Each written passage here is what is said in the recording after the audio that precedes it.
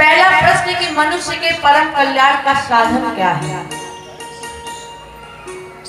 सूत जी ने कहा, राजेंद्र, मनुष्य के परम कल्याण का साधन केवल और केवल निर्विवाद भक्ति है, निश्चल भक्ति है, निष्कपट भक्ति। कौन सी भक्ति? जिस भक्ति में कोई भी मांगने की कामना ना हो, कामना रहित भक्ति हो, वही भक्ति सच्ची भक्ति है। इसलिए मनुष्य के परम कल्याण का साधन केवल और केवल निर्विवाद, निश्चल और निष्कपट भक्ति, जिसमें कोई कपट ना हो। अब दूसरा प्रश्न, हमारे हिंदू धर्म में बहुत से ग्रंथ हैं, बहुत से देवी देवताएं हैं, किसे पढ़े किसे ना पढ़े, किसकी पूजा करे किसकी ना करे। तो राजेंद्र, आप सब कुछ पढ़े, आप रामायण पढ़े, शिव पुराण पढ़े, देवी पुराण पढ़े, भागवत जी की कथा पढ़े, सब पढ़े, लेकिन इन सबको पढ़ने के बाद जो आपको सबसे ज्यादा प्रिय लगे, आप उसे अपना इष्ट मान लो। पढ़ो सब कुछ। अब हम क्या करते हैं कि पढ़ करके वहीं पर छोड़ देते हैं। केवल पढ़ना ही नहीं, पढ़ करके अपने जीवन में उतार लेना, वो सफल जीवन है। अब कुछ लोग कहते हैं, महाराज जी, अगर हमने राम जी को इष्ट बना लिया तो फिर क्या हमें शंकर जी के मंदिर में नहीं जाना चाहिए? सूत जी ने कहा, जाए, लेकिन अगर राम इष्ट है और अगर आप शंकर जी के मंदिर में पहुंच गए हैं तो इनसे ईर्ष्या मत करें और हाथ जोड़ करके प्रार्थना करें मन ही मन में अपने इष्ट को कि राघव, मैं आपको अपना इष्ट मानता हूँ, लेकिन आज मैं शिव जी के मंदिर में आया हूँ, इसलिए शिव जी की पूजा करते करते आपको भी प्रणाम करते हैं। और सबसे बड़ी बात कि मंदिर घर से जितना ज्यादा दूर होगा, लोगों की श्रद्धा उस मंदिर के प्रति अत्यधिक होगी।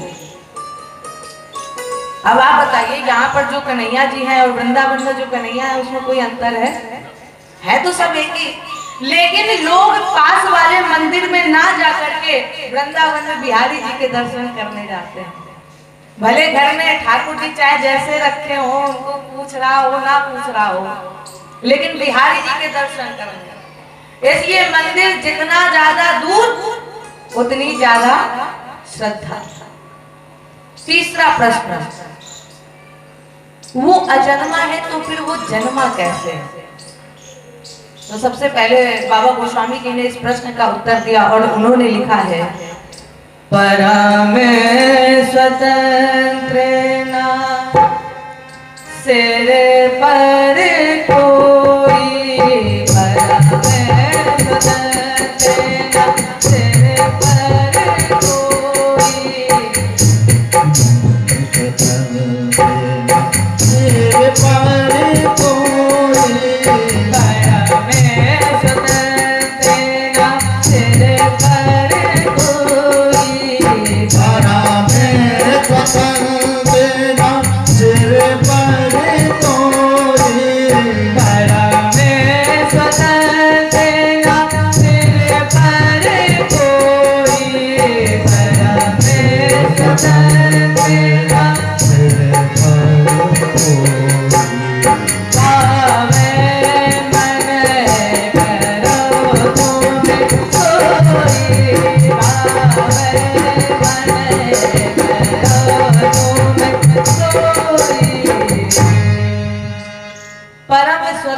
ना सिर पर कोई, भावे मने करो तुम सोई। परम स्वतंत्र परम सत्ता है और परम सत्ता होने के कारण उसे किसी की आदेश की आवश्यकता नहीं है। तो फिर जन्मता कब है? बोले जब जब होई धर्म के हानि, बारही असुर अधम अभिमानी, तब तब धरी प्रभु विविध शरीरा, हर ही कृपा निधि सजन पीरा। कब आता है? जब जब अधर्म बढ़ता है और धर्म घटता है, तब वो इस धराधाम पर धर्म को बचाने के लिए आता है। राजेंद्र, अब भगवान कृष्ण जब गए तो फिर कलयुग की रक्षा कैसे हुई, किसने की? इसके लिए तुम्हें परीक्षित के प्रश्नों को उत्तर को श्रवण करना चाहिए। जो सुखदेव जी ने राजा परीक्षित को श्रवण कराया और सूत जी ने कहा महाराज जी, उसको सुनने से पहले जरा विचार करिए कि ये श्रीमद् भागवत कथा है क्या? क्या है ये कथा? कल ही आपको बताया गया था कि भगवान भागवत कथा मन को शांति देने वाली समस्त बीमारियों की एक औषधि है, समस्त बीमारियों की एक दवा श्रीमद् भागवत कथा। दैहिक दैविक मानसिक चाहे होए भव की व्यथा, सब लोगन की औषधि एक है श्रीमद् भागवती कथा। इसको किसने लिखा, लिखने का उद्देश्य क्या था? सबसे पहले हम ये जानें, भागवत के वर्णमाला में 4 अक्षर हैं, भा, ग, वा और ता। भा माने भक्ति, गा माने ज्ञान, वा माने वैराग्य। जब एक मनुष्य के अंदर भक्ति होगी, ज्ञान होगा, तब वैराग्य की पराकाष्ठा होगी, और जब वैराग्य की पराकाष्ठा होगी तब अपने आप ही उसके अंदर पैदा होगा ता माने त्याग। और त्याग हमारे और आपके लिए केवल और केवल मुक्ति का एक साधन है, मुक्ति का केवल एक साधन त्याग। या यहाँ पर भागवत जी का दूसरा मतलब है, भागतस सर्वलोकेषु गतिर्तस् अलौकिकी अवरणं सर्वशास्त्रेषु तदश्याम भवाम कुतो। भागतस सर्वलोकेषु, भाग प्रकाश का सूचक है, तब वह निश्चित भव सागर से पार हो जाता है। जिसका लेखन वेद व्यास जी ने द्वापर युग के तृतीय चरण में श्यामप्राश नाम के आश्रम पर देवर्षि नारद जी की प्रेरणा से किया। सुखदेव जी ने इस कथा को श्रवण कराया। कब? राजा परीक्षित को सुखदेव जी ने ये कथा कब सुनाई? यदा मृदे कौरव संजयानाम अवीरे सथो वीर गतम गतेषु भृगोदराभिगदापि मर्षै भगरोरुदंडे धृतराष्ट्रपुत्रे। जिस समय महाभारत का युद्ध हुआ, महाभारत के युद्ध में महाबली भीम ने अपनी दाहिनी अपनी गदा से धृतराष्ट्र पुत्र दुर्योधन की दाहिनी जंगा तोड़ दी। इन्हीं के मित्र अश्वत्थामा हुए। देखो, महाभारत 2 भाइयों का ही विवाद है। जिस समय भीम की गदा से दुर्योधन की जंगा टूट गई, दुर्योधन के मित्र अश्वत्थामा ने प्रतिज्ञा कर ली कि भैया दुर्योधन, जब तक हम 5 पांडवों के सर आपके सामने नहीं ला देंगे तब तक हम चैन से बैठेंगे नहीं। लेकिन अश्वत्थामा भूल गया था, जागोरा के साइया मार सके न कोई, और बाल नवा का कर सके चाहे सब जग बैरी हो। अश्वत्थामा भूल गया था जिसके जीवन की रस्सी, देखो भगवान ने केवल अर्जुन को ही नहीं अर्जुन के जीवन रूपी रथ को हाका है, और जिसके जीवन रूपी हाथ की भाग दौड़ कन्हैया के हाथ में हो, क्या उसका कोई भी बाल बांका कर सकता है? कोई कुछ नहीं बिगाड़ सकता। लेकिन इतना अभिमान में था अश्वत्थामा। इधर भगवान ने क्या किया, जहां पर पांचों पांडव लेटे थे वहां पर द्रौपदी के 5 पुत्रों को लिटा दिया। अश्वत्थामा गया और 5 पुत्रों की हत्या कर दी। अब जैसे ही सर लेकर के अश्वत्थामा गया दुर्योधन के सामने, दुर्योधन ने सर को पकड़ा और कहा, अरे अश्वत्थामा, तुमने ये क्या कर दिया? अश्वत्थामा ने क्या कहा, क्या हुआ कि जैसे ही दुर्योधन ने सर को पकड़ा, दोनों हाथों से सर को दबाया तो वो सर बीच से फट गया। और अश्वत्थामा से कहा, अश्वत्थामा, ये भीम का सर नहीं, ये तुमने द्रौपदी के 5 पुत्रों की हत्या कर दी। अब अश्वत्थामा पश्चाताप में जलते हुए जा रहा था। इधर जरा राजेश सोचिए, जिस माँ के सामने 5 पुत्रों के सर कटे हुए हो, उस माँ की स्थिति क्या हुई होगी? माता शिशु नाम निधनम सुदानाम और निशम घोरम परितवमाना। इधर जैसे ही सूर्योदय हुआ, द्रौपदी अपने पुत्रों के शिविर में पहुंची, 5 पुत्रों को देखा, चिल्ला उठी, अरे ब्रह्मा, अगर मुझसे मेरे 5 पुत्रों को छीना ही था तो फिर मुझे 5 पुत्र दिए ही क्यों थे? अरे ब्रह्मा, माता के पहले लाल मरे, ये नियम न मैं चलने दूंगी, और बूढ़ों के पहले बच्चों की किस तरह चिता जलने दूंगी। अरे ब्रह्मा, जब तुमसे मेरे 5 पुत्रों को छीना था तो मुझे पुत्र देने ही नहीं चाहिए थे। इधर कन्हैया अर्जुन का हाथ पकड़े हुए मुस्कुराते हुए द्रौपदी के सामने आए। जैसे ही अर्जुन ने देखा, पूछा, क्यों रो रही हो? द्रौपदी ने कहा, भैया आप तो सब कुछ जानते हैं, फिर भी कन्हैया, मैं वो गैया हूँ जो बिन बछड़े के रह नहीं सकती।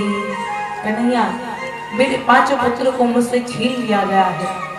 अब अर्जुन अश्वत्थामा के पीछे पीछे भाग रहे हैं।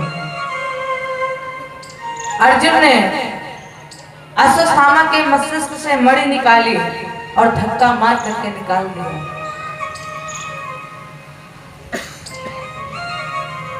अर्जुन अश्वत्थामा को लेकर गया कन्हैया के पास और कहा, कन्हैया, न्याय करो। भगवान कृष्ण ने कहा, अर्जुन एक बात बताओ, बाल हत्यारे की सजा क्या है? अर्जुन ने कहा, मृत्युदंड। जैसे ही अर्जुन ने कहा मृत्युदंड, कन्हैया बोले, मार दो इसे। लेकिन अर्जुन, ये ब्राह्मण है, और भगवान कह रहे हैं, अर्जुन ब्रह्म बंधुर्न हंतव्ये आता ताई बदाहड़ा। आता ताई का वध कर देना चाहिए, लेकिन ब्राह्मण अवध है, इसे पूजिए। क्योंकि मानस में भी प्रमाण है कि अगर ब्राह्मण का हनहित कर दिया जाए तो फिर उसका वंश नहीं चलता है। वे प्रवंश की अस प्रभुताई, वे प्रवंश की, वे प्रवंश की अस प्रभुताई, वे प्रवंश की अस प्रभुताई, वे प्रवंश की अस प्रभुताई, वे प्रवंश की अस प्रभुताई। अब होई जो इनही प्राणी, अब होई जो इनही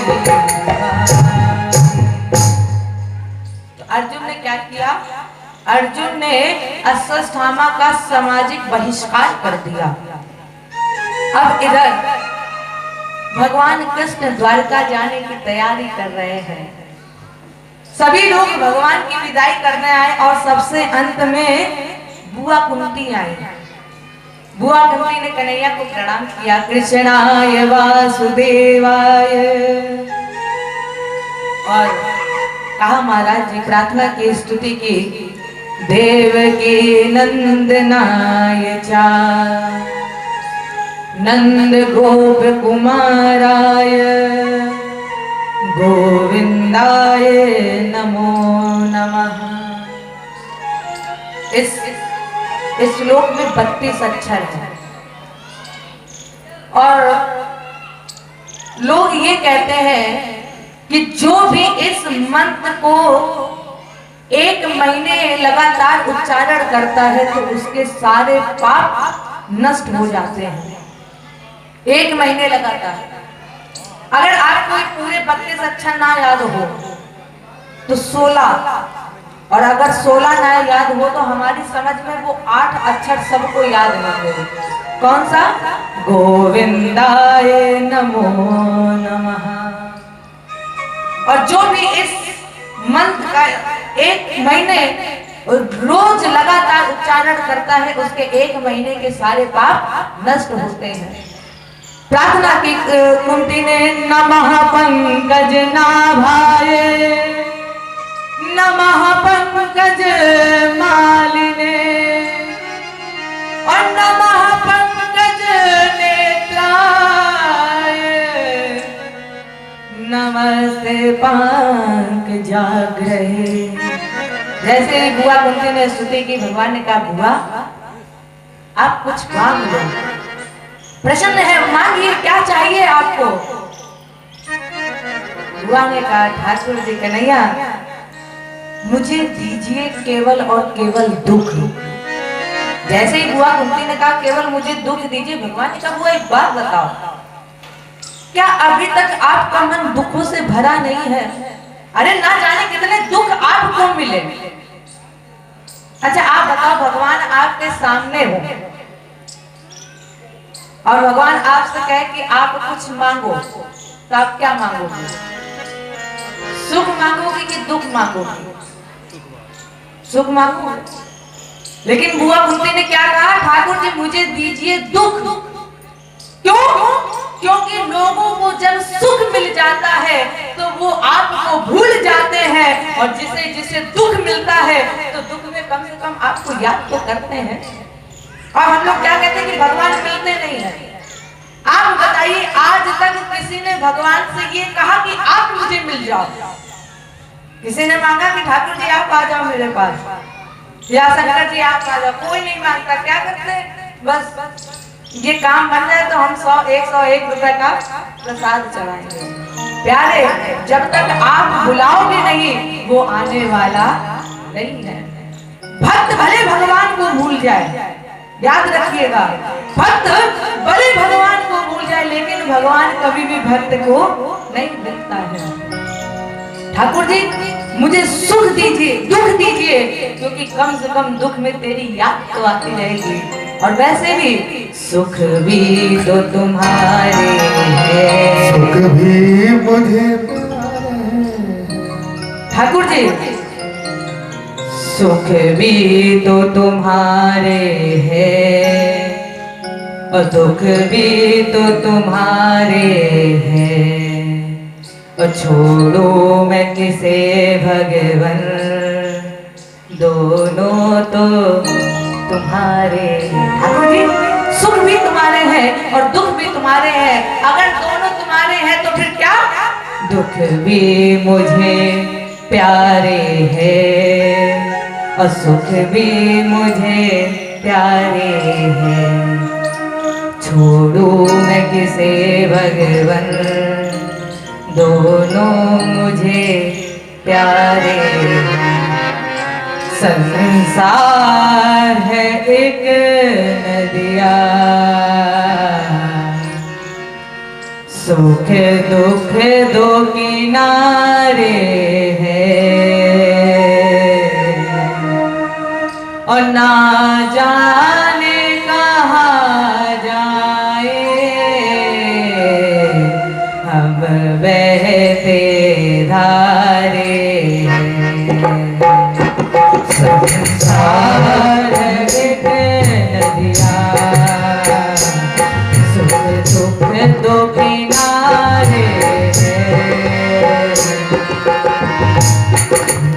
एक नदिया दो दुख दो किनारे न जाने कहाँ जाए अब बहते धारे संसार है एक नदिया सुख दुख दो किनारे है।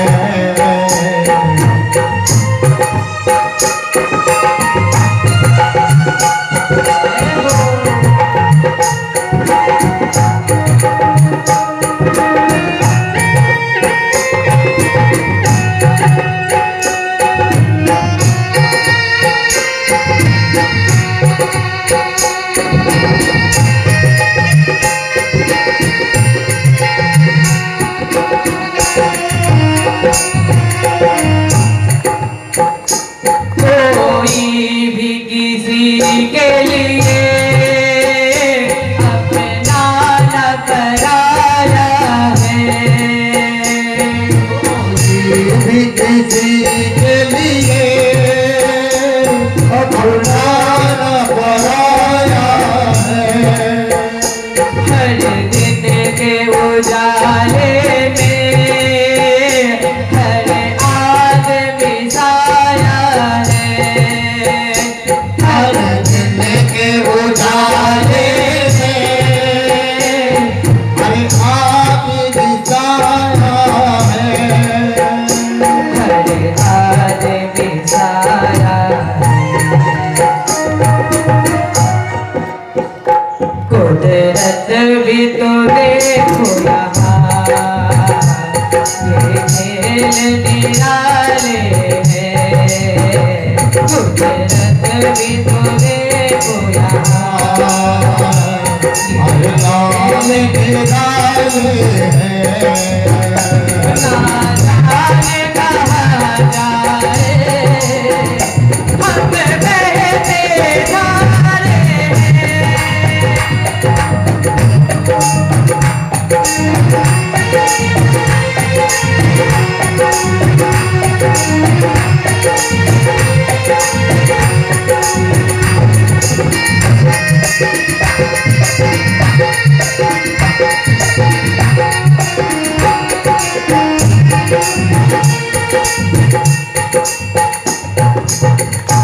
चलते हुए जीवन की संसार विहर से है चलते हुए जीवन की संसार लहरते हैं। एक राग पे एक स्वर में संसार विहर से है एक राग पे एक स्वर में संसार विहर संसार एक ताल पे कर विस्मे ये चाँद सितारे हैं एक ताल पे कर विस्मे ये चाँद सितारे हैं संसार कहाँ जाए कब बहते धारे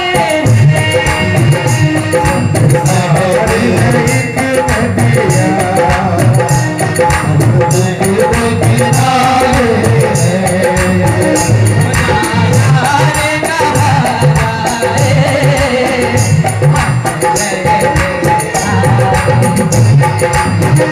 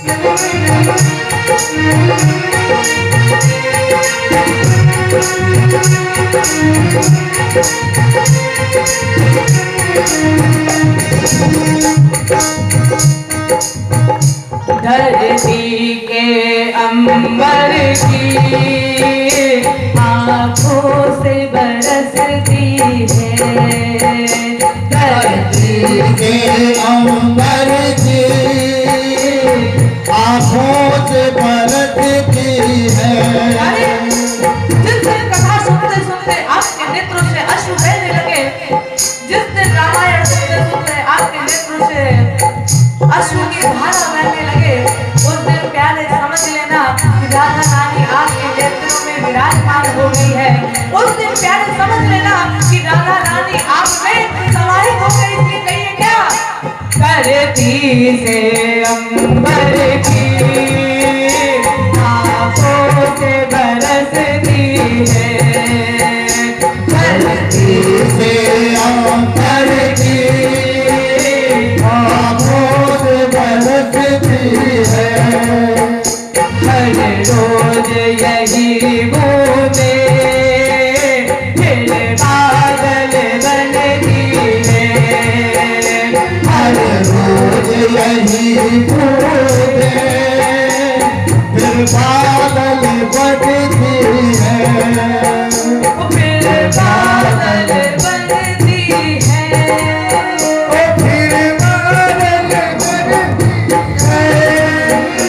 इस बनने बिगड़ने के ये तेरे निराले हैं, इस बनने बिगड़ने के दस्तूर बिगाड़े हैं, बता जाने कहाँ जाए हम बेदारे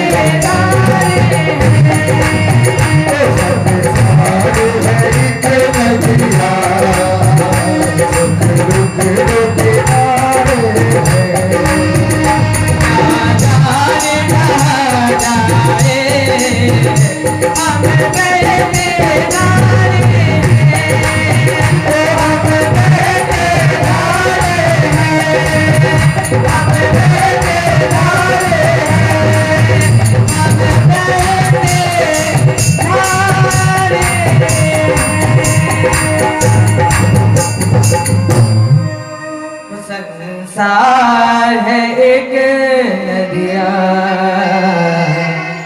सुख दुख दो किनारे हैं,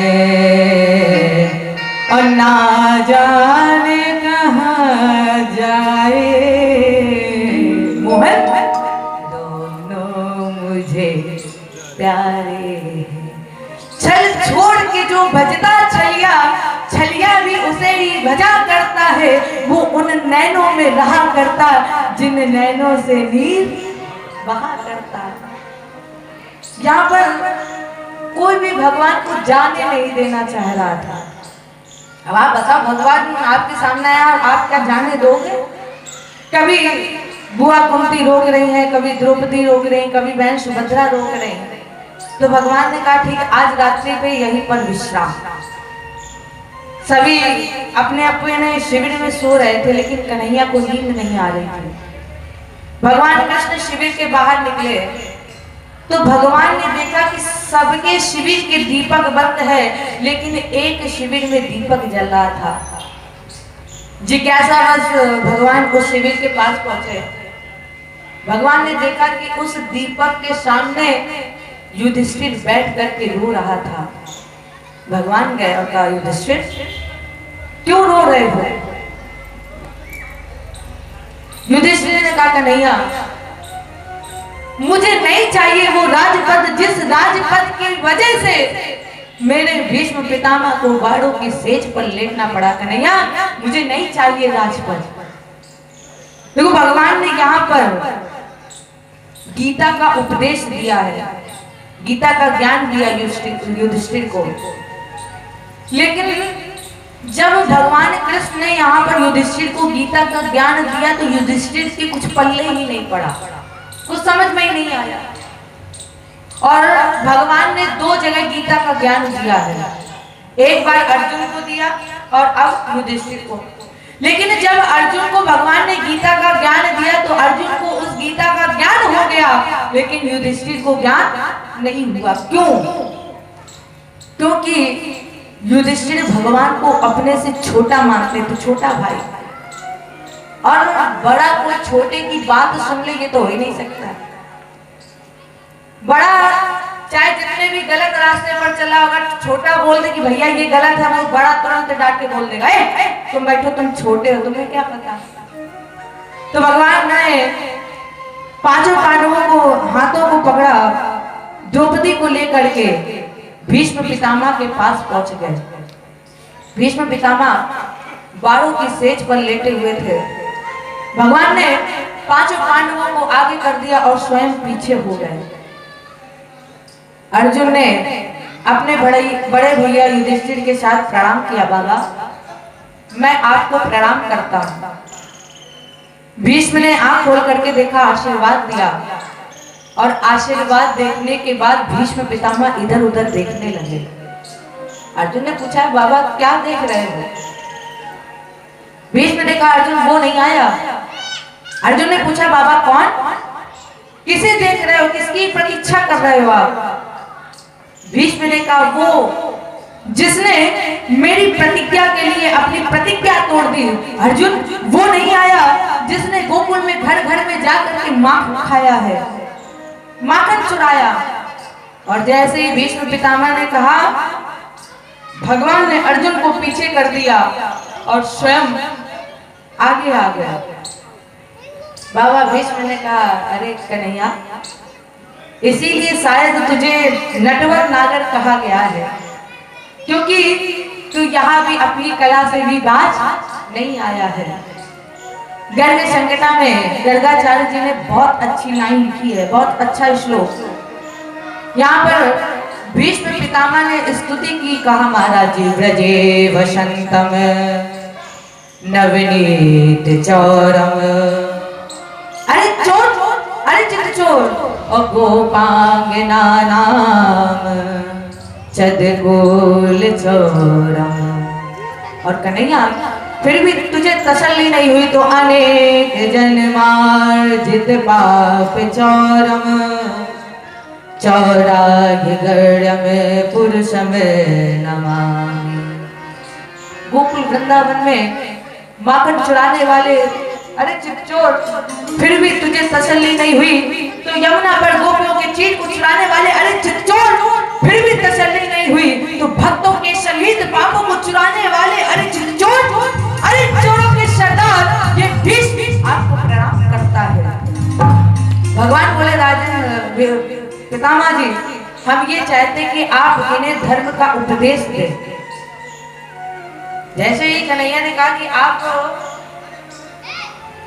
धर्म का उपदेश करें, तो द्रौपदी सोचने लगी, आज भगवान को क्या हो गया है, आज मेरे भैया को क्या हो गया, क्यों ये धर्म का उपदेश करने के लिए कई किस्से रहे हैं। इधर भीष्म को आदेश मिला तो भगवान के सामने युधिष्ठिर की पकड़ी उंगली और उपदेश करने लगे, दान धर्मान राज धर्मान अधर्मान विभाषो, और श्री धर्मान भगवत धर्मान समास व्यास योगिना। जब भीष्म पितामह युधिष्ठिर को उपदेश कर रहे थे तो द्रौपदी हंस पड़ी, और तो जैसे ही द्रौपदी हंसी, भीष्म ने कहा, ए पांचाली, तेरा इतना दुस्साहस कि तू मेरे सामने हंस रही है, तुम जानती हो जब ये भीष्म हस्तिनापुर में बोलना प्रारंभ करता था तो तेरी सास कुंती भी सर झुका लेती थी, और आज तेरा ये दुस्साहस कि तू मेरे सामने हंस रही है। द्रौपदी ने कहा इसीलिए तो मैं हंस रही हूँ। जब आपको पता है, जब आप जानते हैं कि जब आप हस्तिनापुर में बोलना प्रारंभ करते हैं तो मेरी सास कुंती भी सर को झुका लेती है, तो आज आपका धर्म आपको याद आ रहा है। वो धर्म उस समय कहाँ गया था जब पूरी भरी समाज में मैं चिल्ला रही थी कि कोई तो मेरी लाज को बचा लो। तब आपका धर्म वो न्याय वो कहाँ गया था। और आज तो ऐसा लग रहा है कि आपके जैसा धर्मात्मा व्यक्ति कोई और है ही नहीं। बाबा ये धर्म उस समय कहाँ गया था जब मैं पूरी भरी समाज में पूछ रही थी, गुरु द्रोण बोलो,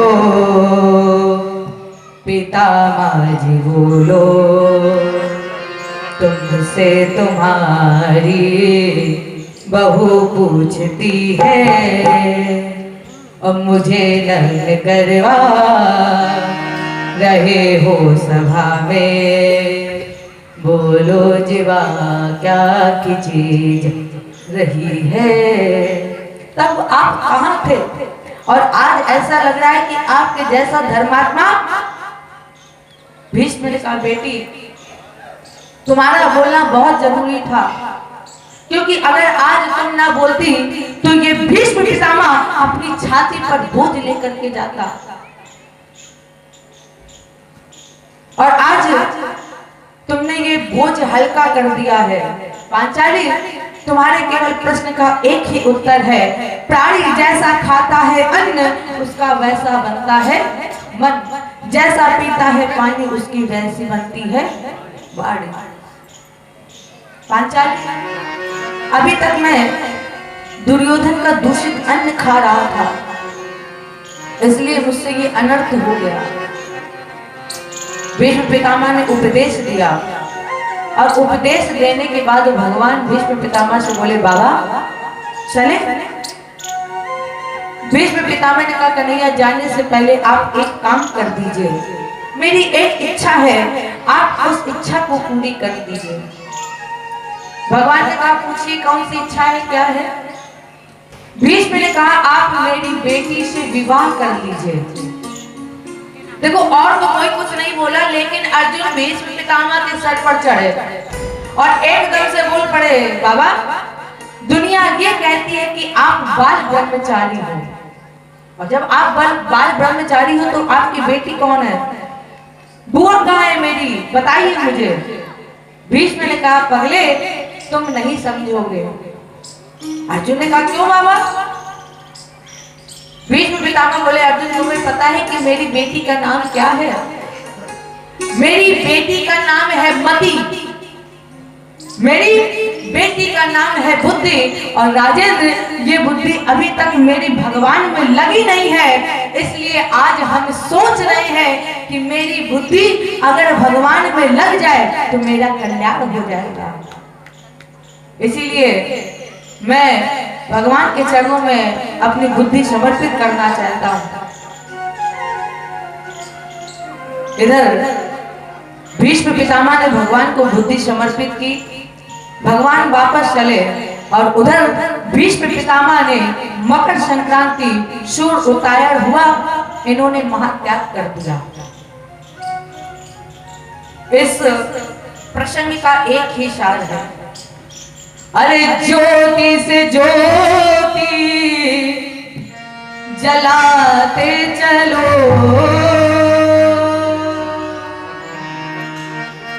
ज्योति से ज्योति जलाते चलो,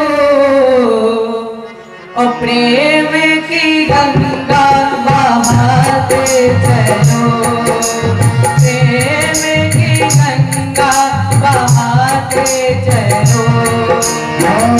ज्योति से ज्योति जलाते चलो, ज्योति से ज्योति जलाते चलो, प्रेम की गंगा बहाते चलो, प्रेम की गंगा बहाते चलो राहत आए जो मेरे दुखी, राहत आए जो दीन दुखी उनको गले से लगाते चलो, प्रेम की गंगा